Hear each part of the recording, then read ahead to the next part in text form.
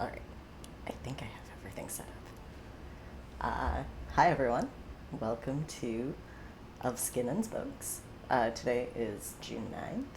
I don't know why I'm telling people what day it is, but why not? In case you are as time unaware as I am of a human, it's June 9th. I'm Shay. I am a white, non binary, gender, queer, trans, mask ish. It's a day where gender is weird. Human in my mid 30s with short, brown, curly hair. It looks like really wet today. You can kind of see that it's halfway through the process of drying. It's a little bit longer on top and short on the sides. I have a couple of facial piercings. And that's me. That's a visual description of myself. Oh, I'm sitting in my office. Today I'm wearing a black tank top. And I've got a light gray screen behind me. It's not actually a fully black tank top. You just can't see it on the screen. I'll actually push back and so you can see it's one of my favorite ones. It says growing hurts, but it will be okay. And it's got a plant with shadow. It's a spider plant, in case knowing. It's not a spider plant, it's a snake plant. There we go, that's the one. That is the animal plant that it is. It's one of my favorite shirts. I'm so sad that it's like relegated to cozy weekend clothing right now. I may have to actually replace it very soon. The Mars Right shirts are just like, they're so wholesome and they're so lovely. Like, trans masc humans sometimes have such wonderful hearts and they just like put it out there, and I love it so much. I love tender trans masc humans. They are the best. All genders have wonderful things about them. It's not limited to being trans masc humans, but they're a group who often go unrecognized for just how like tender and loving they can be. This thing. Um, how have folks' weeks been? I mean, Twitch, that's what we're on. That's the platform that we're using today. Can you tell that I'm just like not here? The brain is not present. We're gonna see if it kicks in. I'm hopeful that it will kick in as we have the conversation. We're not getting off to a strong start today. Um, Twitch tells me that nobody is watching, but I will ask the question nonetheless. How are folks doing today? How have their weeks been? Uh, I don't know. How has my week been this week? It's been like a super busy week. I feel like I pushed through all week to get a ton of stuff done. Still didn't get everything done that I was trying to do. Got a lot done though. Like, not upset about how much work I got done, but it was a lot. Um, yeah. Let's see. Oh yeah, we started doing like this, like I said like last week, this month is a lot of like grant writing and like planning for future programs and future things right now. Uh, the arts world is kind of weird. You kind of like live in the now and like 6 to 12 months from now, sort of simultaneously.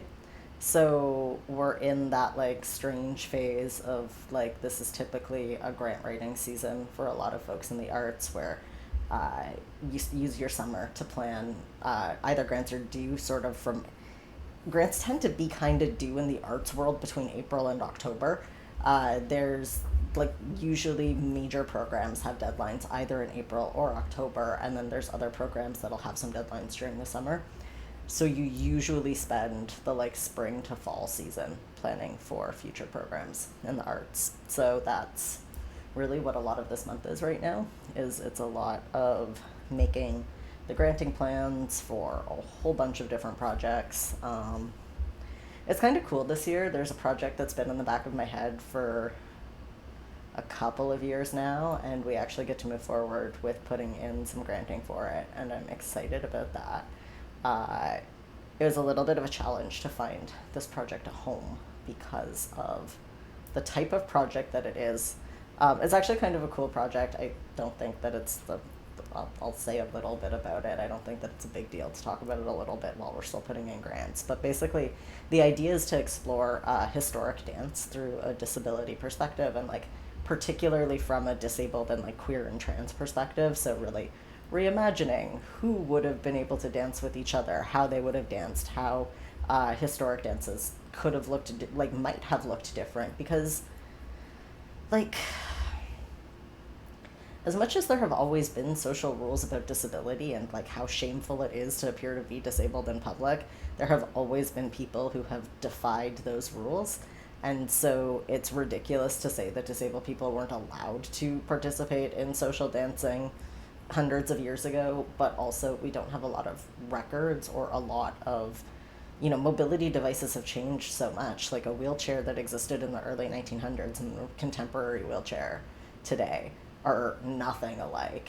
And so what might have even been possible for folks to participate in choreography or dance at that time is just so different from the technologies that we have today. So it's an interesting task to like reimagine that. But the challenge with a project like this is trying to find a space that has a has historical significance, especially like in Canada.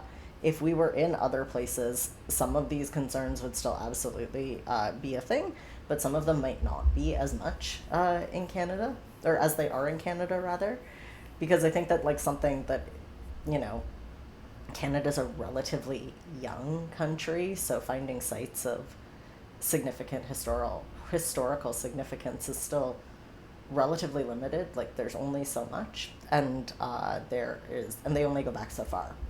Um, and so, but also in historic times, we didn't build spaces with as much space as we have today. So particularly in the part of Canada where we live, it was a big challenge to try and find a site that was historic, had been retrofitted to have good access, and good access from like a number of perspectives, not just is the site itself accessible, but are there accessible transit routes? Like, are there major accessible transit routes in and out of this area where we're asking disabled people to come to participate in an arts program?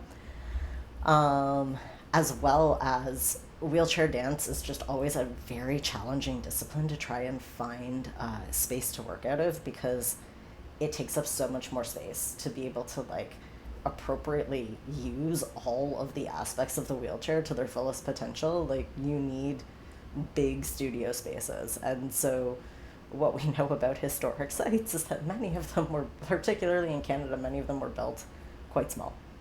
At least like in terms of like today's standards. And so even though there's like some opportunities to work in historic sites in Canada and some funding to work in historic sites in Canada, trying to find a retrofitted, accessible site that is historic, that can have a space large enough to support a wheelchair dance project. It's a little bit of a unicorn wish list, but I think we found a good site, and a site that is enthusiastic about potentially welcoming this project. So that's good news. Excited to move forward with that. Yeah, I think it's been like over a year now that I've been really excited by this idea of reimagining historical dance with bodies that we never see in today's representations of historic dance, and like historic like social gatherings too. Like when you look at like when I look at Bridgerton, for example, like now, okay, I'm not caught up.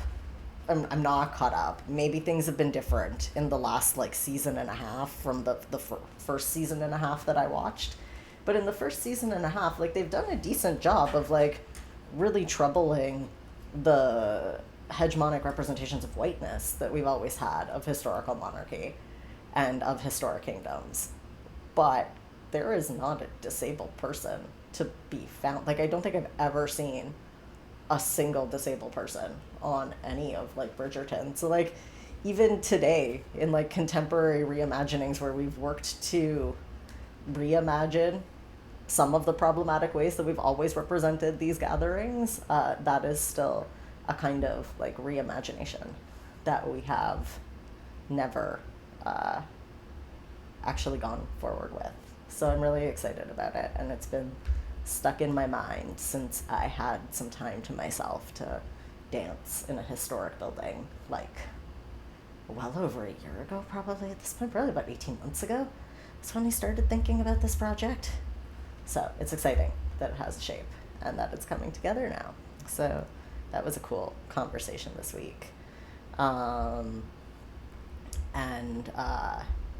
like on the other side of the work that I do around like structural stuff in the arts, like I had it was a really good week for conversations. I've had exciting conversations with so many people this week, and just with people who really and truly understand that like the accessibility baselines that we have in the arts right now need to be the impetus for us to change the structure of how we create work in the arts, and at what points in time we start to consider access in our work as artists and as presenters. And it's just been like so lovely to have conversations with people about that, and to really realize too that like, you know, as Ready for Access starts to become more and more of a thing, and we have to figure out like what is our identity and who do we like to work with, like these are the places where we like to work. We like to work in the places where people recognize just how complicated getting this stuff right is, and they're excited about the time that it takes to do it right, and that like we may have incremental and expanding expectations, but that when we undertake the work, we take it on with an eye to what it would look like if it was thriving. And that's the work that like really, really excites me, is doing the work to kind of like build towards worlds of thriving. Yeah, so it's good. I'm also getting ready for some travel coming up, and that's been like exciting and overwhelming. Crossing the ocean for the first time. I've traveled, like I'm very, very, very well traveled in North America. Like it's kind of wild how much of North America I've seen, but I have never left the continent. And so doing that for the first time next month, and preparations have begun. It's starting to sink in that it's real and it's happening.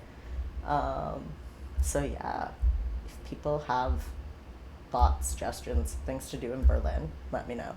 Be there at the end of July for a while. I'm going for a training, so I'll have some days for exploring, but a lot of my time is spoken for. But I'm looking forward to it. Should be like good people, cool humans, exciting stuff to talk about. I'm looking forward to it. Yeah. I'm all over the I feel like I'm all over the place today, but I'm not really. I'm just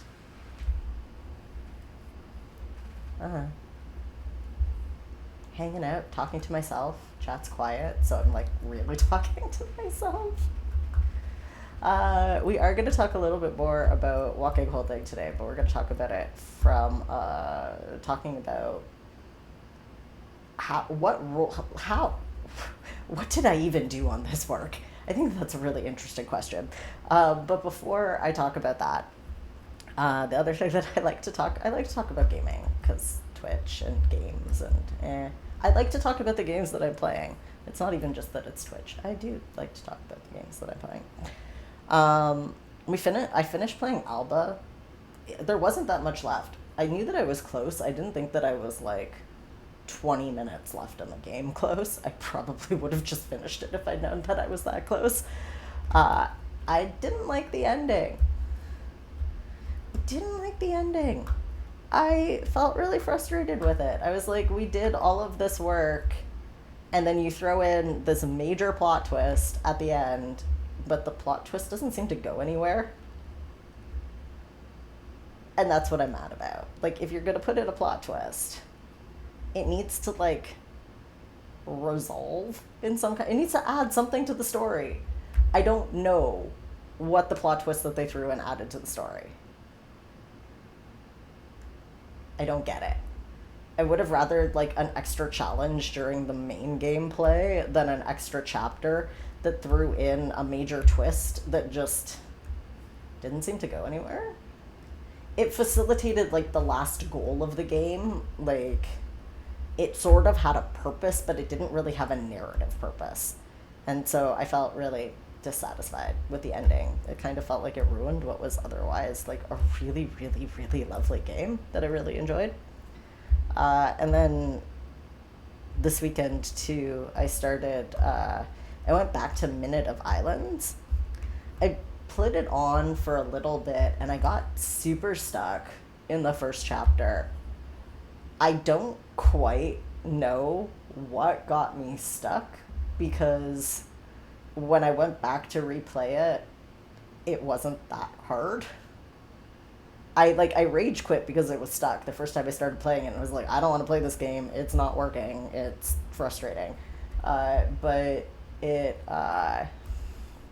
was easier the second time. Now I'm stuck on another part though. Like it looks like you should be able to jump up. Like it looks you have to jump up, but there seems to be no way that you can jump up to the place.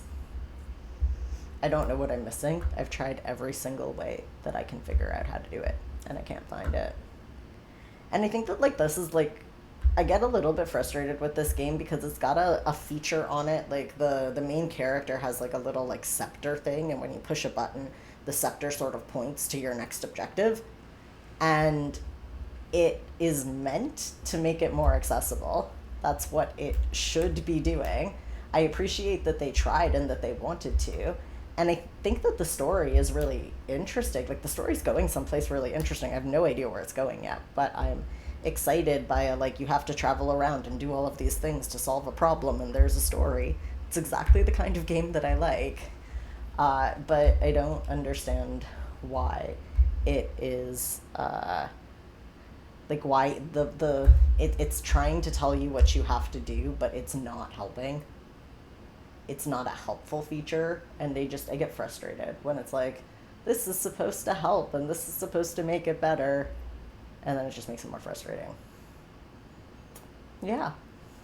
So that's what I have to say about games this week. How are other people doing? People can talk in the chat.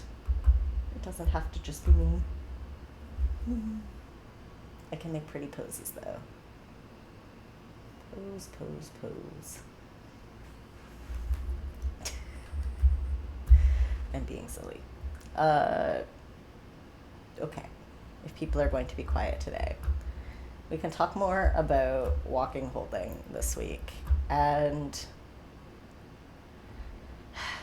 I'm trying to like figure out where to start. I think that we need to sort of talk a little bit about what a disability doula is, and then the fact that I've been doing that work for, goodness, a decade or so, and then recognizing how that kind of came to this process.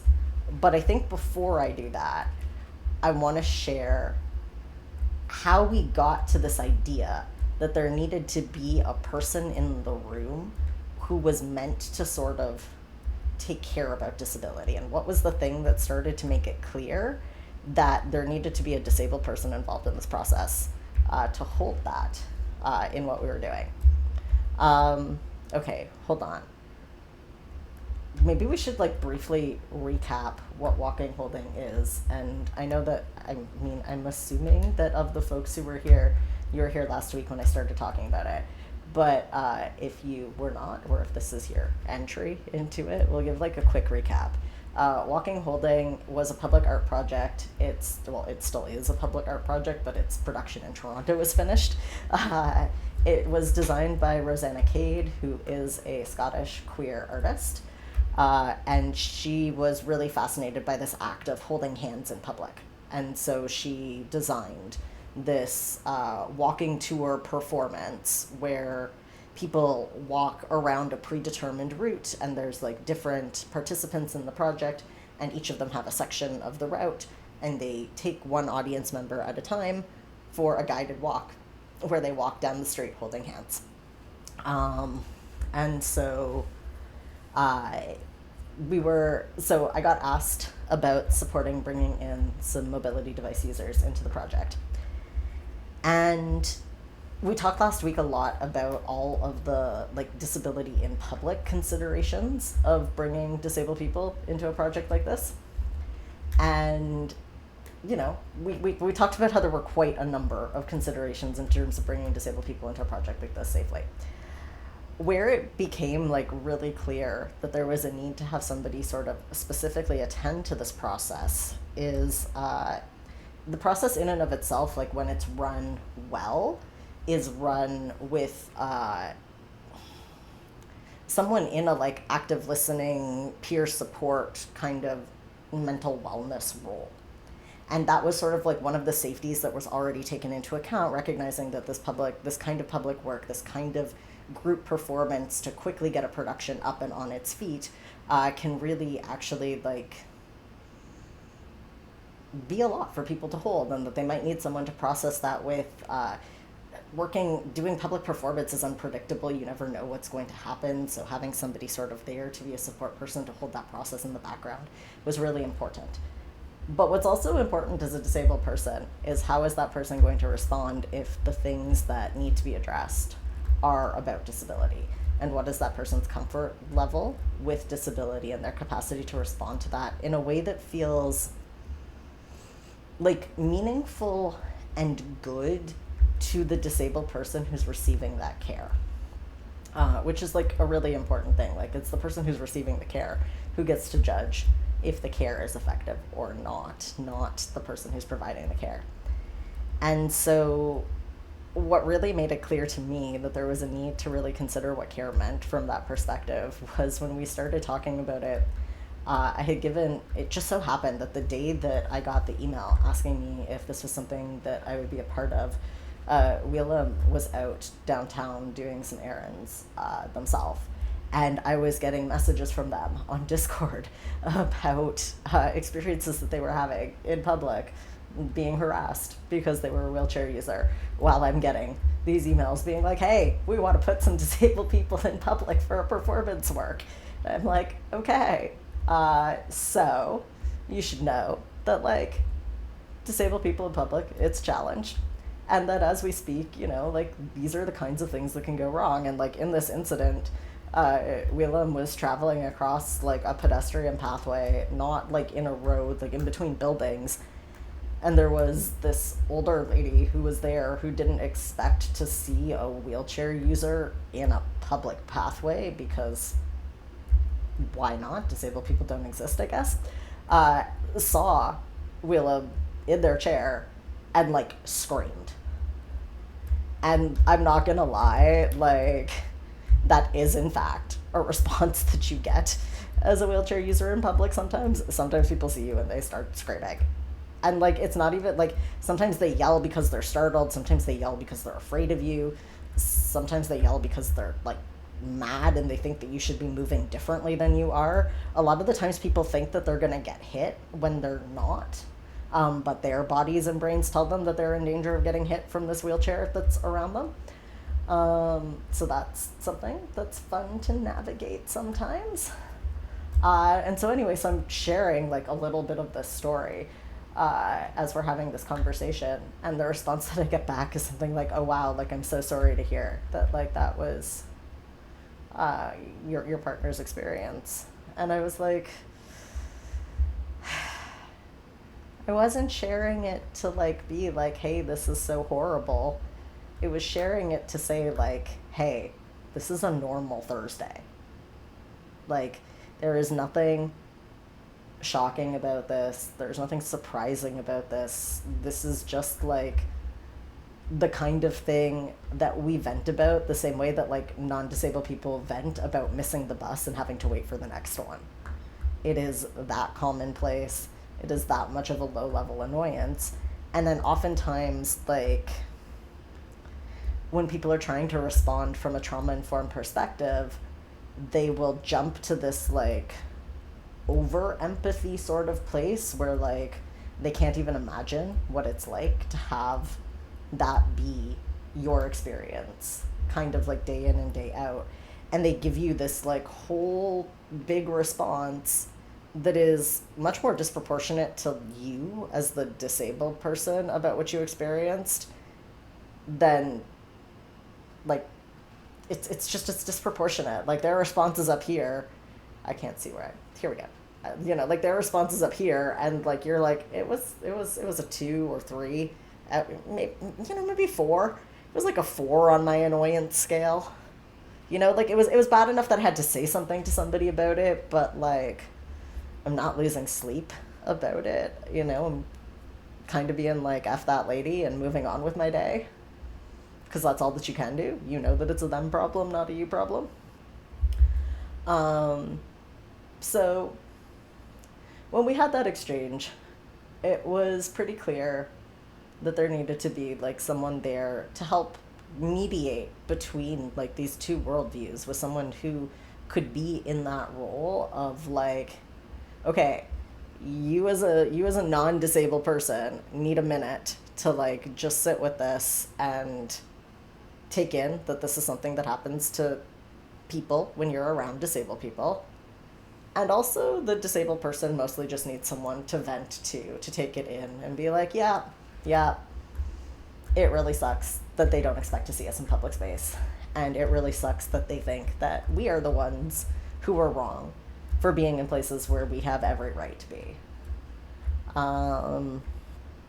Yeah.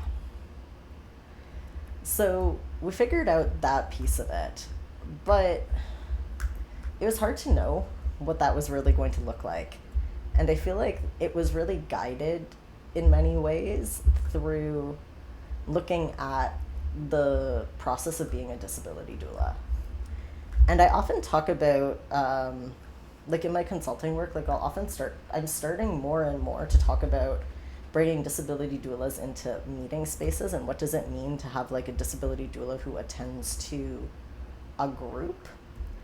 But that role is sometimes like that role is so vague sometimes, at least when it comes to working with groups.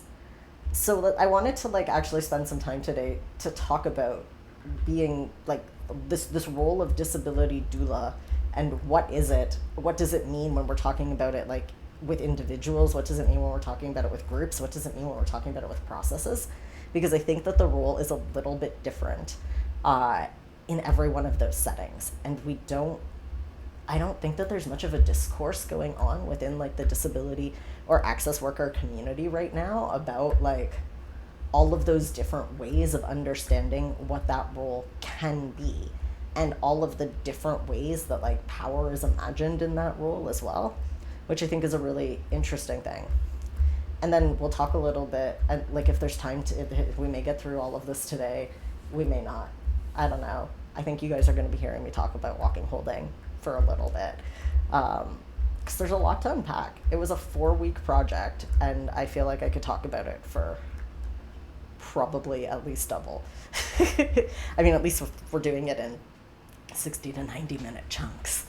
All right, so I'm going to take a sip of tea, and then we're going to talk about disability doulas.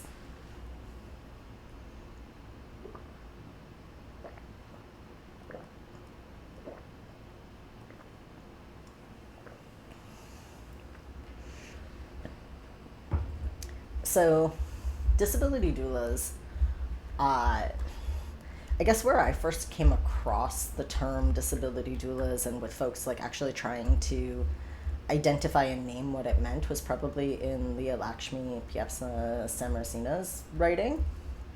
I'm pretty sure that oh my goodness, why am I blanking out on the name of the book? Care Work. That was what it was called. It was called Care Work. I think that the essay predated Care Work, or certainly that they have had writing that predated Care Work on what a disability doula was. But I think that was the first time that it was ever published in like a mainstream large publication. Anyway, in that writing, they talk about disability doulas as like the folks who help birth disabled people. And I think that like something that we've really established over all of these conversations that we've been having over the last 9-10 episodes or so is how much procedural and institutional and systems knowledge is necessary to navigate the world as a disabled person. That the ways in which disabled people navigate the world is so different from how non-disabled people navigate the world that a lot of what we see when people actually first become disabled is there's this massive culture shock. And it's really interesting now, kind of having been in the disability community for about 20 years and having studied identity development in school for such a long period of time, you can actually kind of like trace the trajectory of people's disability identity development. And so a lot of people, their disability identity development starts with like a period of just like shock and frozenness. And they're like, this disability happened in some way. Sometimes it's traumatic, sometimes it's just cumulative. Sometimes it's like there's no one thing, but all of these things have added up and it's resulted in a place where you can't continue and you can't keep going. And so then you need to stop and you need to change something that you're doing in your life. That first stage, you may not even know that you're disabled yet. You may be starting to suspect it. You may or may not know what's going on with your body. You may or may not. Sometimes it takes time. You know, the statistics look like if you're assigned female at birth and what's going on with you is an autoimmune condition, on average it takes about 10 years to get a proper diagnosis about what's going on, because it's so complex and so often the symptoms are non-specific, and it can be a really big challenge to get folks to run blood work beyond the basic panels if the basic panels come back okay, or to do like the right imaging. Like for example, I don't think that I've still even had the right imaging on my hips yet. Like my hips are just messed, and if I had to guess what's wrong with them, I would guess that the sockets are too shallow because they're not staying in place properly, and that we need to get the right imaging done to see if there actually needs to be some reconstructive work done on my hip sockets so that my hips stay in place better. But we've only ever MRI'd my SI joint because they were looking for arthritis. And so I've had that MRI done a couple of times, and like on my low back, but not the right test to see where the problem might be if it's not what they thought it was immediately.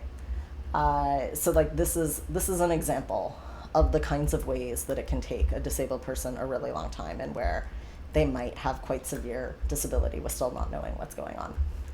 And so usually when that happens, people have a little bit of shock. It's usually like shock mixed with like anger, mixed with loss, mixed with grief. Like it's a really complex set of emotions that people go through at first, and they kind of, everybody's progression through them is different, but like people have grief for things that they've lost due to their disabilities or things that they now need to find different ways of doing. There can be a lot of anger at suddenly existing in a world that doesn't meet your needs. A lot of people can get really angry. There's a lot of overwhelm because the bureaucratic systems around disability don't make sense, and they just don't actually work for disabled people. I can't remember if I've talked about it on here or not, but that there was this public event that I was trying to go to. It was like a business conference, and I had been like, hey, I need a PSW to come with me.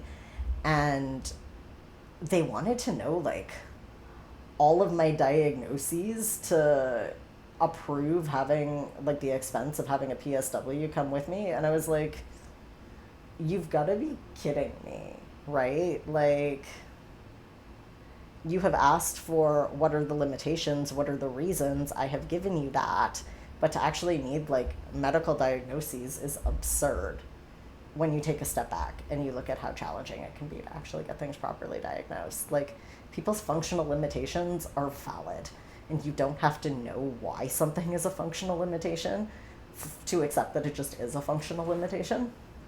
And so like people when they're first diagnosed, like they have this big culture shock of getting used to the loss of privilege as a non-disabled person. Loss of privilege is like super real, and people get really, really angry a lot of the time. They're like, I'm the same person as I was yesterday or, last year.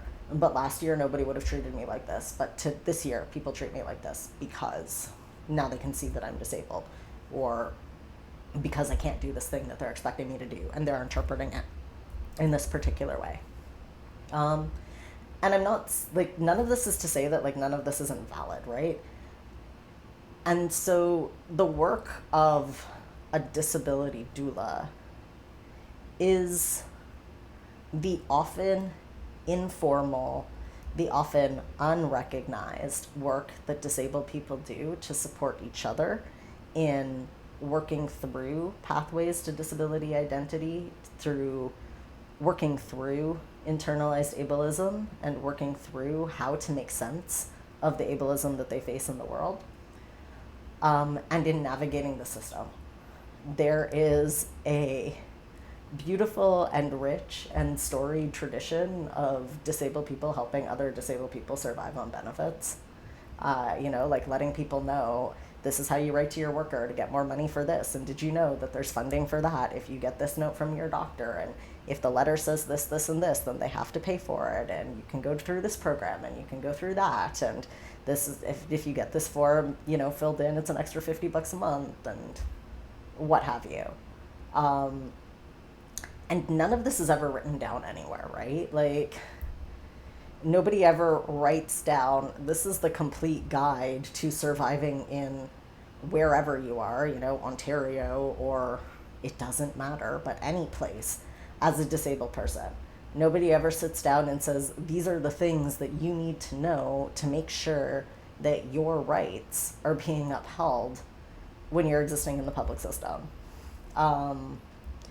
There are, like, places that will do some of that work more formally. Like, sometimes things like actually do need a lawyer to go up against the benefits people and all of that. But for the most part, a lot of this work is just done by disabled people sharing their expertise with each other, through quiet conversations.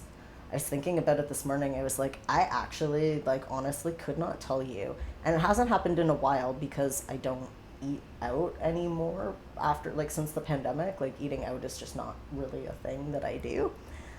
But I can't even begin to, like, try and put together a number of how many times I've been, like, out at a restaurant or something and being in my wheelchair, and someone will come up to us at our table and be like, hey, how do you get one of those? And they're coming to us because they need one for themselves or they need one for a family member, and they have no idea. How do you even start getting an assessment to get a wheelchair? Where do you even go? What stores sell them? Like, basic information about mobility devices is not publicly available. And so the only option that people really have when they're looking for that information is like, oh, hey, I see a stranger somewhere and they're a stranger, but I'm going to ask them because they clearly have it figured out. And so I'm going to hope that they're nice to me and tell me. I can't tell you how many people I have talked through the process for getting a wheelchair in Ontario, just based off of people randomly coming up to me in public and being like, I'm stuck and I don't know what to do. And so that community, that, like, investment in sharing resources, in sharing information, in making sure that everybody has the things that they need to do to, like, thrive and be okay, is the concept of what being a disability doula is when we're talking about it, like, in the sense of, like, one-on-one interactions, where it starts to get interesting. Where it starts to get really interesting is when you look at how it's been playing out in recent time, in groups and in processes. Within groups, I think that being a disability doula takes a whole bunch of different forms, and it really depends on the purpose of the group. And I find that both, like, thrilling and exciting at the same time.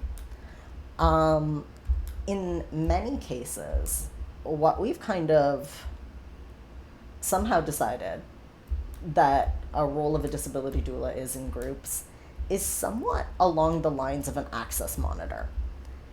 And I'm going to argue that an access monitor and a disability doula are slightly different. They have some overlapping qualities, but they are slightly different. And I think that it's really important that we recognize disability doula's roots in disability justice, and recognize that like the role that power plays in their role in groups is actually really important. And I think in some ways it's different from how I see larger organizations wanting the role of access monitor to work. So let's actually like dig into this a little bit and distinguish it. But I'm going to take more tea first.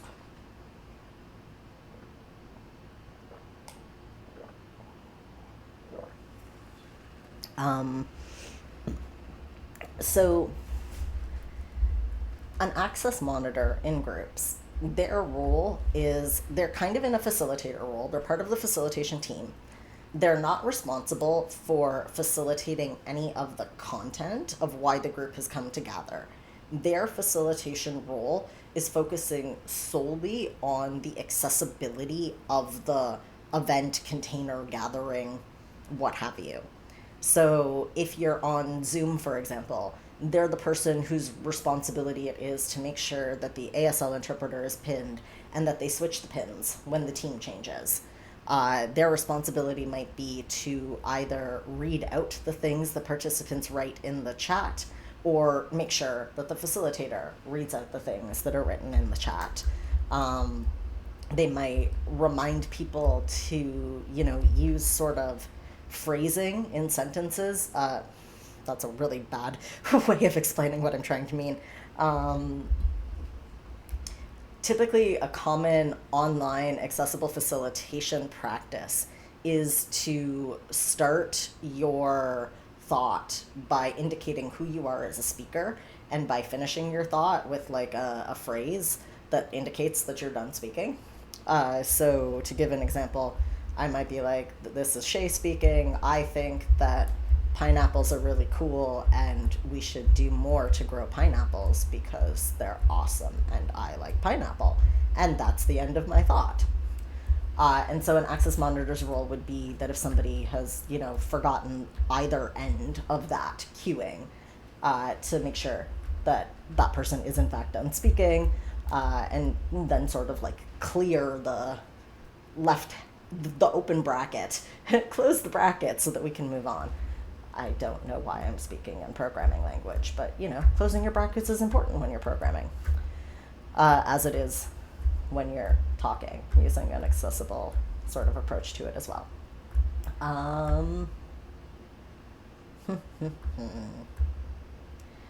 So where I think so sometimes people will either call that role access monitor or disability doula for the process.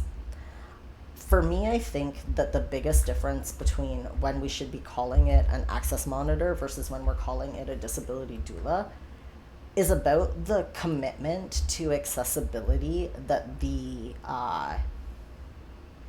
whatever the gathering is actually undertaking. For me, if we're talking about it being a disability doula, that person is a full facilitator who has the power to actually stop what is going on, who has the power to repair access when access is dropped, and they have a lot of skills to kind of like stopgap access work if something new emerges. So for example, let's say for whatever reason, I had a facilitator who didn't expect there to be a particular disability in the room. Let's actually make this an example. Okay, let's give something that's actually happened to me before in my life. As an autistic human, I have a huge phobia of balloons. Like, it's so bad. I cannot be in rooms where there's balloons filled up. Like, I get so scared that they're going to pop, and it's all that I can think about is balloons popping. And it happened to me one time that I was in university, and one of my teachers was like, hey, surprise, we're going to do this balloon activity. And I just like, I freaked out. And I think it was really funny. I think it was in our being like trauma informed class too. That was the part that was really funny. But like in that situation, I mean, I just went up to the teacher and was like, hey, like I'm super scared of balloons, and either I need to not be in the room or I need to know that none of these balloons are going to pop, and that everybody is going to do their best to like not make squeaky sounds with them and not pop them, because I'm very, very sensitive to those sounds. And then we figured it out. But in this case, like the disability doula would be able to propose solutions to the facilitators to work around unforeseen challenges. Something like that. Something that maybe we couldn't reasonably predict. It wasn't necessarily something that anybody put down on a form as an access need, but suddenly we got there, and the thing that we wanted to do wasn't going to work with the people who were in the room. This is a place where a disability doula is as a skilled facilitator, as someone who facilitates access, and that is their facilitation responsibility. They are able to actually suggest the repairs in the moment and suggest how we move forward, and also to say, hey, this isn't actually going to work, and we need to stop and pause until we figure out what is going to work, and have that be respected. If we're going into a situation where the show must go on at all costs, no matter who we leave behind in doing so, that's not a disability doula. That's an access monitor. Because they don't have any power. They're just monitoring what's going on. And if something goes off the rails, it is outside of their scope to actually like interrupt and hold space until it is fixed and addressed. And the other thing that I also see happening with like disability doula work in group settings sometimes is in the creation of disability only spaces for disabled people to talk about all of that identity formation stuff. In having like a disabled facilitator running groups for disabled people that are particularly focused on supporting them in disability identity development, like that is a role of disability doulas as well, particularly when we're doing that identity development towards like anti-ableist, love-filled identities. I think that that's such a key part of it, is that like we're not just counselors, right? Like disability doula work has overlaps with counseling roles, but it's not. Counseling's roles are meant to like optimize development. I mean, like particularly like from a child and youth care perspective, like that is what the child and youth care practitioner is there to do, to support young people going on their developmental pathways, and that we get involved when development is hindered by something. Within disability, a lot of people have their identity development hindered predominantly by ableism, shame, not being able to like feel safe in who they are, not being able to shake off constant messages from the world that who they are isn't valuable, isn't desired, isn't wanted. I think that was one of the topics that I was talking about, was like desirability. In many ways, disabled people, I was going to say visibly disabled people, but I don't think that it's true that it's just visibly disabled people. Disabled people are deemed undesirable. We're living in a world where you're told, if you don't like the way the world is, there's medical assistance in dying. Don't think that you can, like, there's not really many other groups that are kind of told, you are so invaluable that you can just go and seek medical assistance in dying anytime you'd like. Great. So the practice of actually building positive self-identity in disabled people is really political, and it's critical. Having disabled people who genuinely love themselves, like genuinely, not just saying it, not just putting it on Instagram because it's trendy, but being able to be like, yeah, this is my body, this is my brain, These are the things that they need. Maybe it's not easy to meet their needs, but that doesn't mean that there's anything wrong with the things that they need. And in fact, like, the more you respect the things that it needs, the easier the needs are to meet. I think about that a lot. Like, I think about the difference in accommodation that I need for, like, the times when I can choose what time of day I work, or I can choose how many hours I need to be able to focus on work in a day, versus the times where somebody else is dictating the pace of my work. And the amount of support that I need in my day-to-day work when I control the structure and the pace of my work versus the amount of support that I need to operate at an externally dictated pace are dramatically different. And the cost associated with me being able to keep up with, like, a large organization that's making 100 major decisions a day versus, like, something where it's like, you know, like, I don't even want to say that what we're doing is less complicated, but just where everybody is dedicated to taking the time that it takes for these big things to come together, and where we can feel like ease with time and ease with each other. It's a big deal. It's like, it's a big deal, and it changes it entirely. And so I think that, you know, when we're talking about the difference between access monitors and disability doulas, it's also about how you're holding space for disability in a process. And so I came into this project in, like, this way where we just all trusted each other, that even though we didn't know what to call it, even though we didn't know really how to define it, it was based off of these principles. It was based off of the idea that, you know, accessibility and belonging is relationally constituted, which means that, like, you can't just say that this is a space where everybody belongs, but the ways in which we actually, you know, like, do activities and take actions to have people feel like they belong is a big part of whether or not somebody actually feels like they belong. So to, like, give an example, if you have a list of, like, instructions for an activity, and let's say we're gonna do a stretching activity in a room, because why not? If the very first things out of the person who's facilitating that stretching activity's mouth is, okay, everybody stand up and get ready to stretch, I'm immediately going to be like, really? So am I not part of your everybody because I'm not standing up to stretch? Am I not stretching if I'm not standing? Is standing required for stretching? Right? And how much of an adjustment would it be for someone to just say, like, okay, everybody, let's prepare our bodies to stretch. I invite you to stand if that's something that feels comfortable for you. If you prefer to stretch from your chair or on the floor, those are all absolutely options. We're going to move into some stretching activities now for the next few minutes.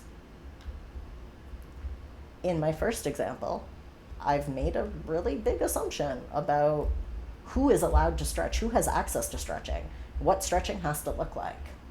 In my second example, I've offered different pathways, recognizing that there is difference and variability in the room.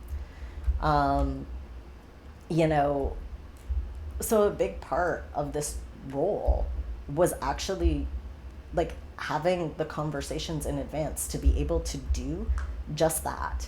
Being able to say, okay, this is the set of activities that we're going to do today. Here are the instructions. Here's the agenda that you've laid out. In this, these are the things that you should be aware of from a disability perspective. You should be aware of the fact that, like, we have to have conversations about touching, you know, like, we should check in and go around the circle and give everybody a chance to talk about how they would like to be touched in the context of this activity. Give people the, like, capacity to predict and visualize what is about to happen over these next 5 minutes think about it, and then have an opportunity to talk to everybody about what they need to participate in that comfortably. And I think that this was exactly like what we were talking about last week, where the modifications were not significant, right? Like, so many of the modifications that came out of this process were really things like that. There were really like, okay, well, when you're doing this activity, just remember that this doesn't work in this way for everybody. And when we talk about how this is going to move forward, we need to make space for the ways that everybody is going to experience this activity, because it's not going to be the same for everyone. And that was a huge chunk of the work. Was it wasn't that it was big, it wasn't that it was complicated, but it was an endless series of small adjustments that created more freedom and flexibility for people to be in the space with us, and genuinely, without having to feel like there was like a part of them that was constantly being ignored in the space, which was such an important part of what it meant to be there and what it meant to create a space where it was okay to bring your whole self into the space and into the process. There are so many times and spaces that I've been in that have done all of the regular access work, that they've done the booking ASL interpreters, they've done the booking of, transportation. We're in an accessible venue. We've done a whole bunch of the things that we should do. And then we get there and the actual process is so unwelcoming. And that's like super hard. It's so hard for so many people. Because you've done all of this work, you've taken all of this time, you've spent all of this energy. Like, none of these things are easy things to arrange. ASL interpreters take weeks in advance to book. Accessible transportation takes a long time. Finding accessible venues takes a long time, a lot of energy. And to not extend that same energy and care to what goes on inside of the room is such a wasted opportunity. And that's why it's so important to bring someone into this role. And I think that it was a really non-traditional role, because I wasn't quite a performer, but I also needed to know all of the parts about the performance. I wasn't coordinating the access in and of itself, right? Like, it was communicating about what accessibility needed to be coordinated, but not actually doing the coordination. So I wasn't an access coordinator, which is what you might have, or like an access consultant is something that you might have on a work like this. But it wasn't that either, because it was very much a being there and being involved and inside of the process. It wasn't just to support people, even though that was part of the role as well. It had that one-on-one disability doula peer support component to it, to be able to be there and be responsive to the particular ways that disabled people are vulnerable to harassment and abuse in public. But it was this really unique way of working inside of a production to provide care for it, to provide insight and perspective, and really looking at the production from both a performer's perspective as well as an audience member's perspective. Looking at how our non-disabled audience members going to be sort of primed to receive a wheelchair user as their guide through the city. What could we do to make sure that wasn't a woman in a hallway not expecting a wheelchair user showing up and they scream, and then you're going to be stuck with them for the next 5 to 7 minutes, depending on how fast you move. How do we provide sight lines so that people can see what's coming up? How do we, move people through that moment of surprise and into, okay, this can actually be normal pretty quickly? All of these are really important questions with a work like this that were a lot of fun to get through. I don't know. I had a lot of fun, like, figuring out all of that. And then I think, like, next week we'll probably talk a little bit about the route and, like, the actualities of it and some of the aftermath. Been a little bit of interesting aftermath that will be fun to talk about. But I need a little bit more space to not be quite as mad before I actually talk about that in a way that is like this. Um, but I think that I'll leave it here for today. Thanks for hanging out with me for this quiet conversation. It was lots of fun. I'm not sure what's going on next Sunday. We are right now supposed to be out of the house during the regular time that I stream, but Wheelam's got some medical stuff going on next week that means that I don't know for sure if that will happen or not. So if I'm home, I will probably stream and we'll keep having this conversation. If I'm not, I won't, because I won't be here. I may shift the time. We'll see. Pay attention to Instagram.